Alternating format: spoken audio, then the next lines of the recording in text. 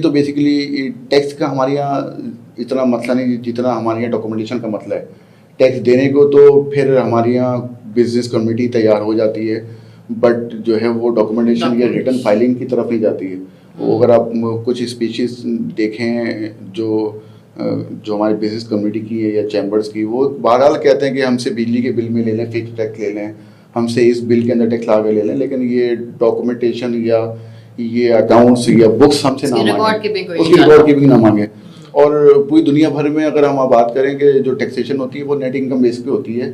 मेरी इनकम होगी तो उसके ऊपर टैक्स होगा। अब नेट इनकम के लिए यकीनन बिजनेस मैन को अपना प्रॉफिट लॉस भी देना पड़ेगा, अपनी बुक्स देनी पड़ेगी, और वो देने से यहाँ पे जो है ना वो नहीं करता। उसकी वजूहात भी ऐसी हैं कि जो टैक्स नेट में आ जाता है। हमारे यहाँ FBR का सिस्टम भी कुछ इस तरह से है कि वो हैरेसमेंट, और वो अगर मैं टैक्स दे रहा हूँ तो मुझे को नोटिस आएगा, आप अगर टैक्स नहीं दे रही तो आप उससे आधा आ जाए।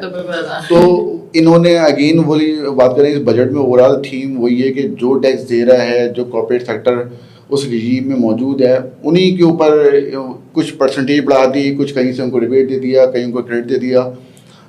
लेकिन अगर नेट बॉटम पे बात करें तो पिछले साल बजट में अभी जो जून गया उसमें एक शॉर्टफॉल यकीनन मौजूदा FBR अपना टारगेट इतने हाई टैक्स लेने के बाद भी पूरा नहीं कर सकी।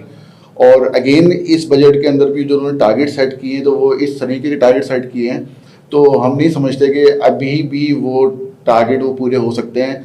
किसी वक्त अभी भी इनको साल के मिड में कोई ना कोई मिनी बजट या कोई मज़ीद अमेंडमेंट ला के वहाँ टैक्स रेट बढ़ाने पड़े।